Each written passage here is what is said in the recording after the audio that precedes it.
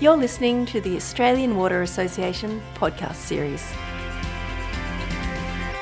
My name is Jo Taranto, and joining me is May and Geoff Steeden from the Victorian Department of Environment, Land, Water and Planning. And we're discussing the Victoria Water and Climate Initiative and the impact of climate change on water supplies.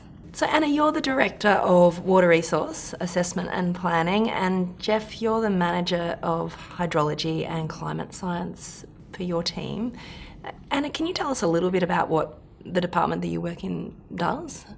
So we're part of the Water and Catchments group within the department, and particularly within our division is about really knowing and sharing our water. So part of our team is responsible for really understanding water resources across Victoria, making sure that we're doing assessments to understand what availability we've got from a surface water and groundwater perspective, and also looking further forward in terms of what is the future looking like. And that's really part of the program that we're talking about today, which is the research work that we're doing. What are the issues for us with water in Victoria and I guess Australia more broadly when it comes to climate change? How do you see it? Well, I guess from a high level, we've had significant stream flow reductions since particularly the millennium drought across Victoria. We're forecasting potentially a 50% decline in stream flows, so water availability by 2065. And Geoff will talk about some more detail around that. And in some cases, we're actually seeing that now. So quite significant. By 2050, we're looking at doubling in our population. So that will really put more pressure on our water resources and our water supplies.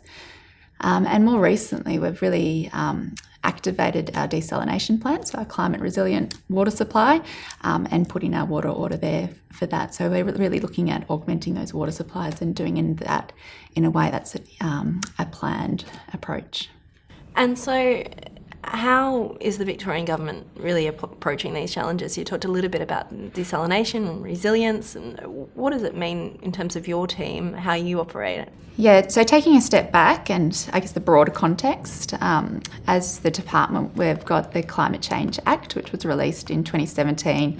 So that supersedes previous climate change acts. And that really has two pillars, being sort of mitigation around greenhouse gas emissions, as well as adaptation, so becoming more resilient and creating those resilient communities and economies.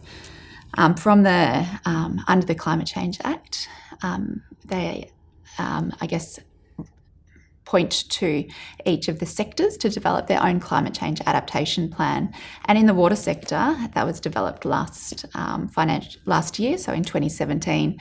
And that climate change adaptation plan links to the need for investing in research and really understanding what our future holds from a water perspective, so that we can really make informed decisions from that respect. In the mitigation side of things, the water sector is committed to reducing its emissions, and it's actually made some commitments to reduce emissions to zero by 2050. So we're working on both of those pillars, and we've got interim targets as well by 2025, which we're working towards. So I'll throw to you on this, Geoff. How are we finding out more about what the problems and solutions are in this space?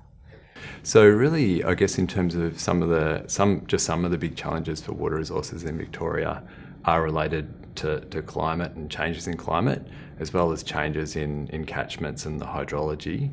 And so it's really through the Victorian Water and Climate Initiative where we're trying to better understand these challenges so the sector can be better prepared and have a better understanding about our conditions today and conditions into the future. And so this initiative started in 2017, but it's actually really a part of a longer term series of research programs that really span about 10 years under successive Victorian governments to try and better understand these challenges. And so it's a lot around rainfall. Rainfall is a big driver of water availability. And so there's a lot of questions around rainfall and changes in rainfall, as well as the changes in what's going on within catchments. And so I guess there's changes we've seen in the past, so we're trying to better understand changes over past decades, better understand our climate and water resource conditions today, and then into the future, what are the challenges and things into the future. So I guess, in terms of what are those challenges, rainfall declines is one of the big challenges.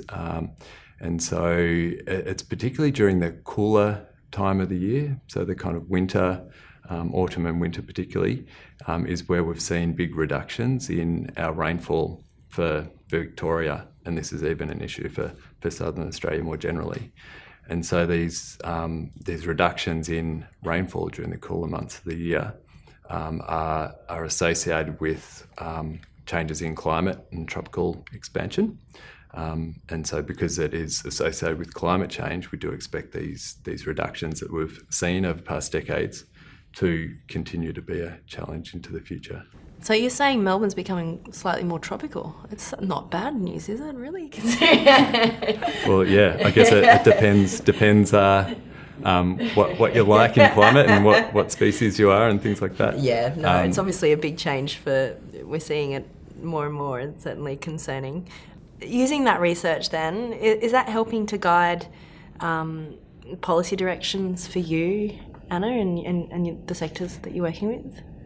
So through the research, we have developed the guidelines for, Geoff, remind me what they're called, their specific name. Yeah, the guidelines for water supply planning under climate change, words to that effect. Yeah, so they're available on the website, but this came out of some of the earlier research, which really looked at how we should be forecasting our climate, and particularly how water availability is reflected under those climate scenarios. So I know when I worked in the water sector, we've used these climate change guidelines to really inform our 50-year urban water strategies, and that's been done across the state back in 2017. And so that's really taken a common and consistent approach on how we look at our climate and the scenarios that we're applying to water availability moving forward. So Geoff, what are some of the other challenges then? There's obviously quite a few. Yeah, well, I guess in addition to that sort of tropical expansion and the change in rainfall that we've seen, which has actually been, essentially we've seen that those weather systems shifting south about 50 kilometres per decade. So it's quite a significant sort of change in our rainfall, but then also in the runoff and the way catchments are responding, we're also seeing changes in that as well. And so essentially we've seen reductions in central Victorian catchments and many catchments in Western Victoria too, a reduction of in the order of 50% in our streamflow response. And so what that means is even if we had a normal or an average rainfall year based on historical conditions, we're now actually getting in the order of 50% less stream flow from those catchments. And so it's a big issue for water availability and many other things that rely on water availability in streams. And it's a here and now issue. We're not quite sure the reasons, so a good one to do further research on and to consider with all the planning and decision making that we do. Well, that's, a pretty critical aspect, I guess, Anna, then what you do with that research and yes, the here and now issues. So how has, the government responded in terms of providing guidelines and policies that draw on some of the research that's been done and potential future research as well? So at DELB, and as part of this program that we've been talking about, we're really keen on making sure that the new understanding that we're getting from the research is really linked up with policy development and the practitioners, so that we can make the best use of that new understanding to inform our decisions for the future. So through the program and the past research that Geoff's been involved in, we've developed the climate change guidelines, which look at water availability. And I know in my past life, when I worked at one of the urban water corps, we used these guidelines to really inform our 50-year urban water strategies. So those urban water strategies were delivered in 2017, and they use that common and agreed approach for understanding and forecasting water availability scenarios into the future. So that was a key pillar of those urban water strategies, and they really informed the adaptive planning and decision-making approach, which is part of that and which will then inform government policies. So certainly Organisations will need to tap into some of this information. Is it all available on the website?